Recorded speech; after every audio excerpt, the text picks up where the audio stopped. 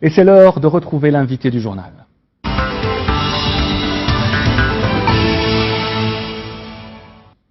Et nous allons parler du dialecte algérien avec notre invité, le professeur Hamid Bouhabib. Bonsoir. Bonsoir aux téléspectateurs. Vous êtes docteur en littérature populaire à l'université Alger 2. Donc vous avez assisté à cette conférence. La première question qui nous vient à l'esprit, c'est de savoir est-ce que le dialecte, ce qu'on appelle la darja, est-elle une langue à part entière? Une question traditionnelle qui se pose dans le champ linguistique depuis des années, déjà depuis des siècles sinon. Jean Calvet répondait à cette question en disant, à savoir quelle est la différence entre un dialecte et une langue, il disait, une langue, c'est un dialecte qui a politiquement réussi. Donc, tout dialecte, de par le globe terrestre, tout dialecte, si on lui donne des conditions sociopolitiques, économiques, etc., il va s'imposer comme langue. L'exemple typique de la langue arabe, Fusha, dite Fusha aujourd'hui, est passé par là. Le Fusha d'aujourd'hui, c'est le dialecte de Quraysh, voilà. De la région et mécoise. La question qu'on se pose aujourd'hui, puisque notre dialecte est mélangé avec beaucoup de mots en français, on se demande comment parlaient les Algériens avant le colonialisme, puisque théoriquement, on ne parlait aucun mot de français avant 1830. Oui. Est-ce que c'est vrai? Question intéressante. C'est-à-dire, pour le savoir, il suffit de décortiquer les corpus du Melhoun, notre Melhoun algérien, à partir de Sidi El-Khadar Makhlouf du XVIe siècle jusqu'au dernier poète du XIXe, etc. Ça, c'est des corpus de haute facture d'un point de vue rhétorique et de beauté de texte. Nous avons nos contes, nous avons des textes en prose qui datent du XIXe, du XVIIIe. Il n'y a qu'à les revisiter, les refaire vivre, les donner aux usagers de cette langue pour redécouvrir que notre darija est très belle, c'est une langue de création. Et quelle serait la darija aujourd'hui sans le français? Par exemple, si on devrait trouver le mot en arabe du mot voiture. En arabe, on dit carrossa ou automobile. Donc ça vient du français. Alors comment est-ce qu'on disait voiture avant qu'il y ait ces deux mots qui viennent du français? Est-ce que ça existait? D'accord. Pour nommer les choses, il faut les avoir inventées déjà. Oui. Mais on n'a pas inventé la télévision, on n'a pas un mot en arabe on en télévision. On n'a pas inventé la voiture aussi. Oui, la voiture, on dit telfaza. Oui. On dit telfaza et le mot passe. Ça vient de télévision. Ça vient de télévision. Voilà. Si les Arabes avaient inventé la télévision, ils lui auraient donné un nom en arabe et les Français l'auraient emprunté. Donc le problème de l'emprunt, en fait, c'est pas un emprunt.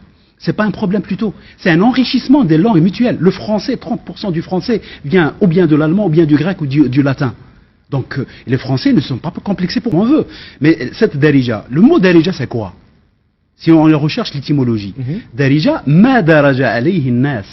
C'est comme ça que le dictionnaire arabe l'explique. Daraja alayhi an ta'udu alayh. Donc tous les usages linguistiques qui circulent parmi les couches populaires, c'est de la darija. Demain, si la Fusha réinvestit la rue algérienne, il deviendrait darija. Donc, donc notre darija, elle est déjà plusieurs fois millénaire. Déjà, ça date des siècles, c'est pas d'hier, la darija. Plus vieux que le français d'aujourd'hui, plus vieux que l'anglais, que l'italien. C'est déjà ça. Il y a un substrat berbère à l'intérieur de cette langue, en termes de lexique, etc.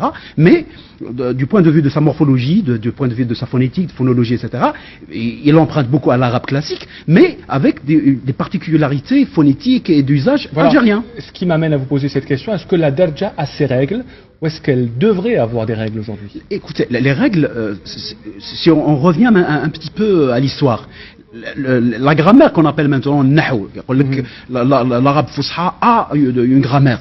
Oui, la grammaire ne se décrète pas, ne s'invente pas, et se découvre. Donc, la grammaire de Sibawayh n'a pas inventé la grammaire, il a découvert les mécanismes grammaticaux de la langue arabe. Donc, la darija d'aujourd'hui a sa grammaire. Et là, sa grammaire, c'est aux chercheurs de dévoiler les mécanismes qui régissent cette grammaire.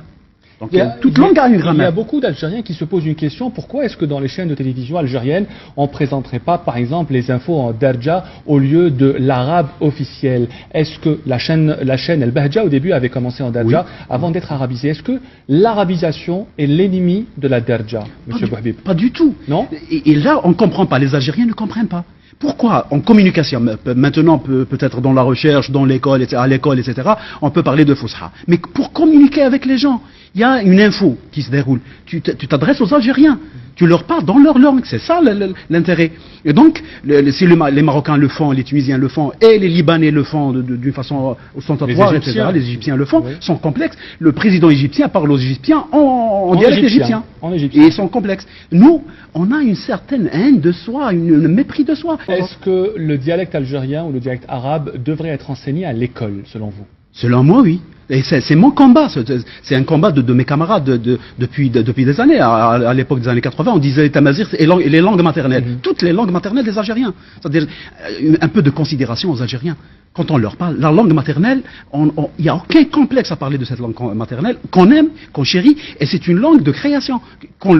Pour peu qu'on lui donne les moyens. Si on donne demain des moyens, nous avons une constitution à venir. Qu'y aura-t-il dans cette constitution? On ne sait pas encore. Donc, on aimerait, nous, Algériens, on aimerait avoir.